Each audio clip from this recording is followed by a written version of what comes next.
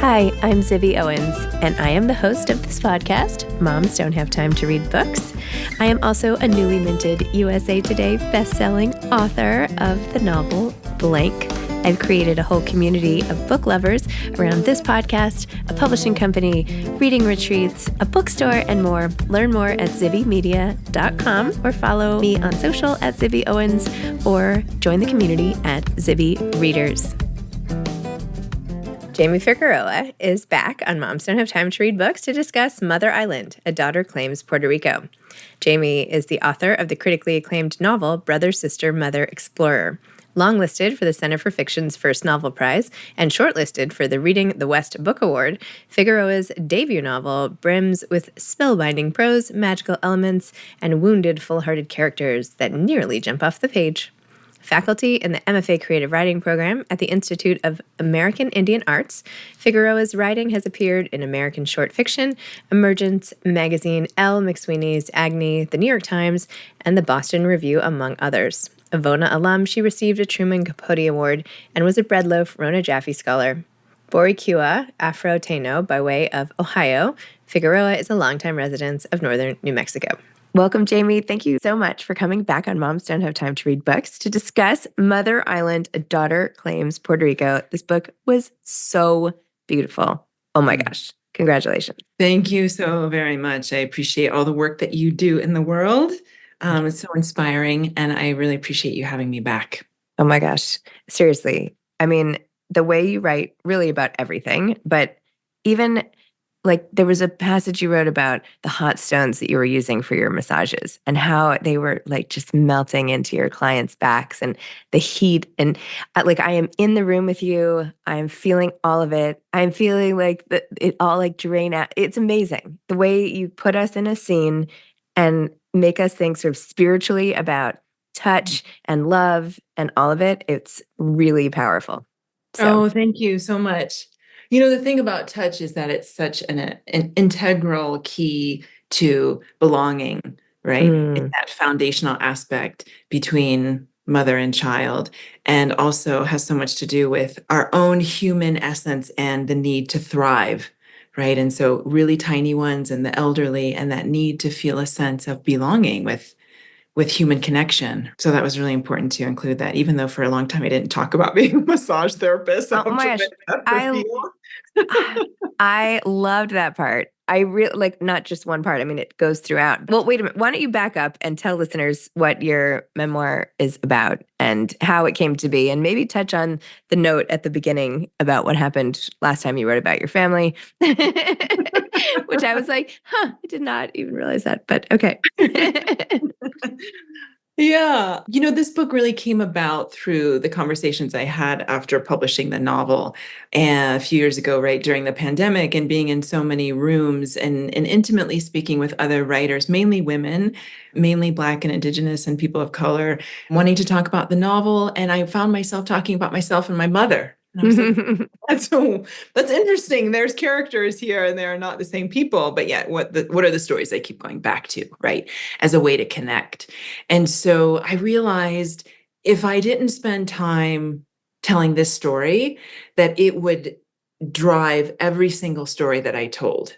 Right. And so I really had to spend time in a very thoughtful and thorough way, even though there was so much baggage. Like you mentioned at the beginning of the book, I talk about how the last time I wanted to speak about my family and do it in a way that I thought was really honoring and honest, there was mass rejection from my mother's family. And I understand that now for sure. And it took a long time to heal from that. I thought, I'm only going to write fiction.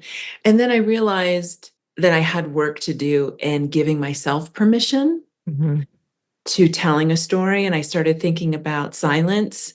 And I started thinking about how we silence ourselves, how we silence each other, the lineages of silence, and who really gives us permission to tell our stories. And so all of that was part of moving forward with this. And you know, it's a story that very much started with my mother's story. In the early years of therapy, I would go to therapy they would say, "Tell me about yourself." And I would tell my mother's story. And then they would look at me like, huh, that's interesting. Where are you? And so I get their method. And also, I think what I was trying to say was that as an Afro-Indigenous person from the Caribbean, what I'm bringing into the room with me are all the generations which have impact on my life on a day-to-day basis. I didn't know to say that at the time. I know to say that now. And also going through my mother's story, the portal of my mother into a larger expression of mothering from a culture and an island of Puerto Rico, and feeling that understanding and sense of connection and belonging. And then ultimately going through that portal into the largest expression of what it is to be constantly mothered by forces that surround us all the time, and to be in connection with that, what I call divine force of constant nurturing, protection, life affirming and life giving force, and all its complexities and all its complexities. Wow. Well, when you tell your mother's story, and you do so really beautifully, not only her many relationships and how it affected your childhood, all the moving and the packing, and oh my gosh, the one scene you have in the middle of the night where you're all, and you're like, she wouldn't have been able to leave otherwise, and you were in the car in the dark. And these moments that you depict are so vivid, and they're like heart grasping moments. But how can you tell your own story without talking about how displaced you continually were over time? And then you trace it back also to your mother's being given up for adoption, and her search for mothering, and not knowing how to be a mother. And then at the end, you being a mother. I mean, it's like this perfect, like, thing. So how do you, I mean, I know, how do you make sense of it? It's your entire book, but having a mom who had all that stuff, obviously you want to talk about it in therapy, but how do you deal with that in a day-to-day setting, and how do you conceptualize it and all of that? Yeah, that's a really great question. And they sort of get some traction with it because it is such a big question. People say to me often, hearing about this story, as you get older, you come to have a greater sense of compassion and understanding for your parents. And I think, yeah, that's true, but it's not necessarily the way in which they're meaning it. Mm. Like all is okay under the umbrella of they were doing the best that they could. What I have found is I've come to understand the many facets of my mother. I have come to understand all the contexts, her own histories, her family's history, how the social and political context just comes to bear on a human being and their choices and their ability to be present for their families, provide for their families, imagine the future in a way that feels healthy and good and supportive. That's a different way that I'm answering that question that I'm being asked, right? About having this greater sense of compassion for my mother. And also, what I've come to understand, Zibby, is my mother is a force of life that I will never fully know. I am her youngest daughter. I had that contextual relationship with her. I tried to turn it around as many possible ways and shine light in all the different ways I possibly could and implicate myself as well. And also, I will never fully understand her. She will never fully understand me. We are whole worlds that are in and out of orbiting each other. And I feel like that is the most honest and most loving and most compassionate way I can be with her. Wow. Well, thank you to all the therapists who enabled you to come up with that answer. That was awesome. There'll just be a running list at the end of the interview. Oh my gosh. Can I read this section? It's towards the end, but I just thought it was so beautiful. Is that okay? Please do. Twice more in my life, I have felt what I could not see. Both times it was in a bedroom when I was fighting sleep, longing to be tucked in. At the end of the bed was a weight, like someone sitting, my feet pinned by the blankets, and then another weight on my ankle or lower leg. Reassuring, comforting, protecting, a maternal presence comforted me. I was not alone. I will always need a mother, no matter what age I am, and she will not be there. I've been in mourning about this all my life, And while I resist claiming where my mother and I are the same, as if to resist her is to define myself, as if making choices opposite to hers make me unto my own, here is where we are no different. She has also spent her entire life in mourning for her mother. I will always need a mother, and she will not be there. I will construct her out of the natural world, from trees and flowers, roots and remedies, from warm waters and heavy blankets, soothing mugs of hot drinks, and dreams that speak to me for days. I will assemble her from another form of chosen family, grannies and mamas, aunties and sister friends, who will meet and hold all of me. I will put one hand over my heart and one hand over my belly, and I will breathe into the fullness of my body, breathe against time, space, and time. Oh, so gorgeous. Thank you, Zibby. Oh my gosh. I mean, how does that feel like to hear all that? First of all, you write it's like poetry and prayer, like all mixed up, right? It's so spiritual the way you write. I don't mean it in a hokey way. I hope you know like it feels so reverent in a way, the way that you construct your sentences even. So just tell me, how does that feel? How do you feel about that? That feels beautiful to hear you read it. And it also feels very much like the place that I am called to return. You know, it's bittersweet. It's really bittersweet to have gotten to the place of being able to acknowledge that. Feels triumphant. Mm-hmm. It feels like generational repair. Mm-hmm. And also the mourning and the longing and coming to that place of understanding through lack, Mm-hmm. right? That's a particular path that leaves marks. So being in that space is challenging, and also to be in the present moment, which we're all called to do, of course. We could talk about that for a long time. But what is here in the present moment is so much connection and support and community and love. And I'll tell you something, Zibby, going around the country and doing readings and having other Boricua people in the audience, at first I thought, to be quite honest, I was really scared Mm-hmm. of being in front of Puerto Rican people that I didn't know. Would they regard me as my family has regarded me? I'm sure they don't need me to tell a Puerto Rican story. There are many. I wasn't sure how it would be received. And so I was quite nervous. And what I have found,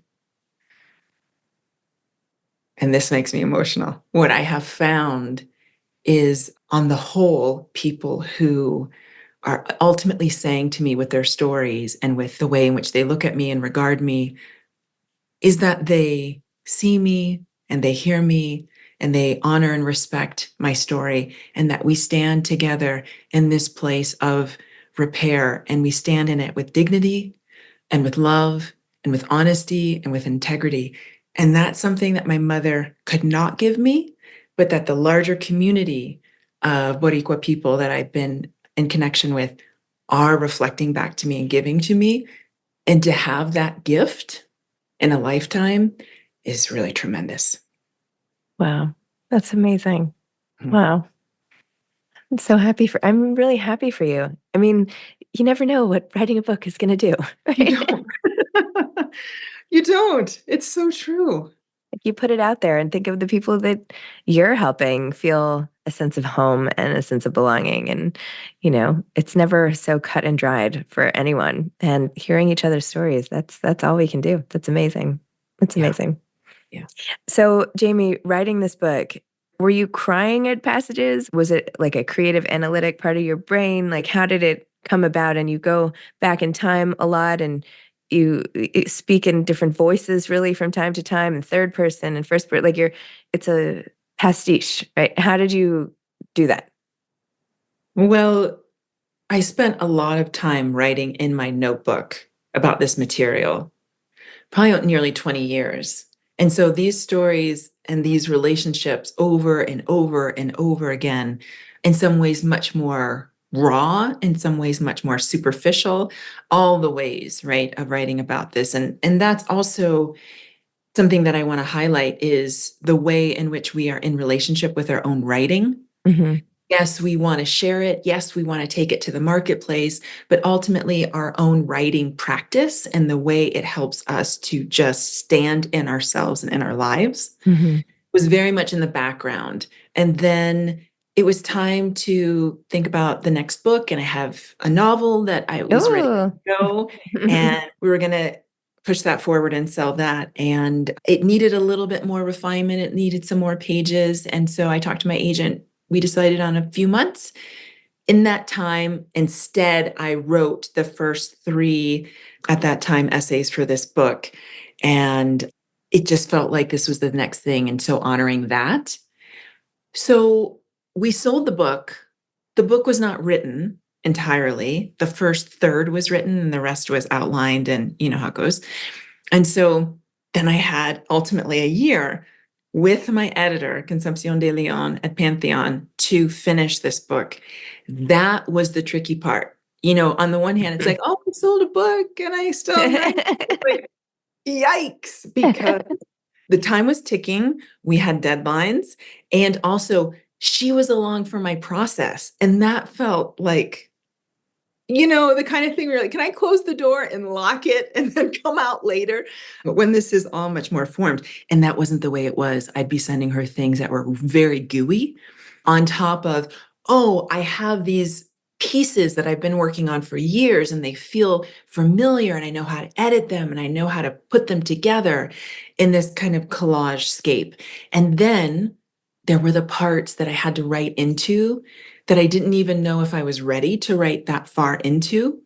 And it was conversations with her where she was saying, you know, I understand what you're saying and I need more from you. And so when you have a limited amount of time, when you're writing against a deadline, and when you have an editor that you very much respect saying to you, I need you to dig deeper, right? That was all incredibly challenging. But what happened in that, I would even call it a partnership, was that some of her questions, also because she's of the Caribbean diaspora, she was able to ask me that I don't think I would have ever gotten to on my own. For example, in Mi Familia and the stories in between, she had asked me, when you look in the mirror, what do you see? And that detonated a little bomb. I had to end the call and then call the therapist and the curanderas and have the time and meditation and really think about, why was that so triggering? What is with this word to see? And how have I looked to others to tell me how to see myself? And how do I undo that? And so that's some of the working. At moments, it was very hot and it was very up close and it was very fresh. And at other moments, it was, this is material that I've been with for a long time. And so it's varied in that way. But you know how it is with memory, and memory is not static, it's not fixed. And so when we enter into that space with memory, it's a real dance. And how do we adequately show the way in which it moves? It doesn't feel like a linear experience to me. And also culturally, that's not how we know time to behave. We have monochromatic time, we have polychromatic time, and the way in which they engage. Of course, we're looking at our watches and we're looking at our planners. And also, there's a much greater, I want to call it a beast of time in this moment, right? That we are in relationship with. And so, how do you construct a book that shows that, surrendering to a greater sense of time and the disorientation of it? Also, historically, when there's been so much trauma, how do you show the impact of that in the structure and with the time? All questions that I was really wanting to put the reader through the experience of, you know. Well, the end result is incredibly powerful. Did you think about this subtitle, then the title and the cover, like the packaging of it? It's such a crazy art that we have to package up ourselves in stories and to a flat piece of like tiny paper. What input did you have, if any, and what did you think of the final and all of that? Yeah, it was not that title when I started. Thank goodness also for my editor who ultimately had a working title. And then at a certain point, she said to me, this is from a passage in the book, and I think it would work well. And so I thought that it would also work well. Titles are really hard. Do you find that titles are really hard? Are they Yeah. hard for you too? It's like the hardest thing. You can say all these words and put all this together, and then how do you land on that? And then A Daughter Claims Puerto Rico, we went back and forth about that for quite some time. I was afraid with having that subtitle that it would alienate readers who Mm, aren't connected to the Caribbean. I really wanted to focus on the relationship between mother and daughter and how universal that is, mhm, even though my story is very specific. So I wasn't sure about that, but we landed on something, and for the longest time, we were like, is it reclaims or claims? mm. And then the image was really incredible. Initially, there were some slight differences that we ended up changing, but yeah, it's really nice to get a cover and a title that feels satisfying. Yeah, that's Yeah. awesome. Very cool. What was the original title? Can you say? I'm just curious. Yeah. Well, it's a little embarrassing now, actually. Why? No. Because I'm like, that was so bad. Who No, it even was think not. that that would work? Um, Uncontrollable Circumstances, which is from that note that my mother would always write when I was late to school or I had to leave early or didn't show Mhm. up for days on end. She would write a note for me that would simply say, due to uncontrollable circumstances. And I thought about, oh, well, that would sort of summarize everything. But Yeah. ultimately, Mother Island works in all those ways that you want a title to work. Yep. It's the one thing, but then it Yep. says so many other things, and it's magnetizing and it's open-ended. Yep. Okay. Well, I would not be embarrassed. I think Due to Uncontrollable Circumstances is a very cool title as well, if you included the due to. But anyway, I love No, Mother you're Island. right. That would make it better. Yeah. Oh my gosh. So what are you working on now, if anything? Well, I'm returning to that novel. Of course, because it has sat for a couple of years, I want to do some changes. And also, the thing that I was talking about earlier, where writing the story has freed me to tell a larger story and try on Mhm. other stories, has also happened. And so I want to make some changes. But ultimately, three adult sisters are waiting for their elderly mother's wedding. And it goes into their current love lives Mm. and the way in which they are expressing. And ultimately, at the end, they come together to learn something about what it is to truly love and be in love. So, Wow. That sounds great. Should thanks. we brainstorm the title? Yes, we should. I can call you later and we can workshop it. Be like, no, it's not going to work because, of course, I don't have a title right now. Oh my gosh. Funny. Okay, well, what advice would you give to aspiring authors, especially people who are trying hard to write their stories, trying hard to delve into some pain in the past, all of that, family histories, legacies, bigger stories of entire cultures? I mean, it's hard. Like you're taking on a lot. So how do you do it? What's the advice? A few pieces of advice, knowing that you're not going to get it right. So give that up right at the start. Know that you are not ultimately trying to represent anyone other than your own story, and that you don't have to, by the time you complete the book, be able to tie everything up into a nice, neat bow. For this book, I just was thinking, by the time this book comes out, I'm going to be a different person. So, how can I be okay with what I say now? And what I ultimately decided was this is the beginning of a very important conversation Mm, that I hope to have for the rest of my long life.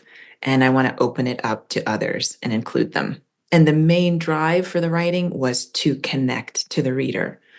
So those were important things. And like I think a lot of other people talk about the need to, I'm not going to use the word self care because then I feel like people immediately go to that place where they skip over it because maybe they're not doing the best job or they're tired of it, hearing about it, right? But thinking about the ways in which we provide care for ourselves during a very taxing process. And that can be however it looks for you, but it needs to be regular. And then the support systems that hold us, because yes, we sit at the desk alone and we sit in the room alone and we do our best. And there's a whole network, there's a whole constellation that is helping to support me and did support me in the writing of this. So those are all of the things that I would share. amazing. And on a totally frivolous note, you have the most amazing hair. Do you What do you do? Do you use any certain products or anything? Like, literally, we're doing this podcast early in the morning. My hair is still wet, and Jamie looks like a supermodel. So, what do you do to your hair to make it look so cool? Well, I will plug one product, which is called A Curl Can Dream. Mm. Very hard to find good products I have found in my life. But, it's like 10 minutes before we started, my hair was wet exactly like yours. And then I found a really great diffuser. Ooh, And it's just like 5, 8, maybe 10 minutes with the diffuser when it's mostly between wet and dry. And then it just kind of does its own thing. that's so fun. Yeah. Okay. A curl can dream. I'll try it. Maybe it'll add some life. Okay, sorry to take it there. But anyway, okay, Mother Island. Congratulations, Jamie. This is such a beautiful book. So good. And you should, I mean, this sounds so hokey. You should be proud of this book, but you really should. It's really good. Really, really good and really important. It means a lot, Zibby. I really appreciate it. Thank you so very much. All right. Have a great day, Jamie. Bye. Yeah, you too. See you. Bye. See you. Bye. Thanks for listening to Moms Don't Have Time to Read Books. If you love it, please leave a review and follow us on social at Zibby Owens and at Zibby Readers.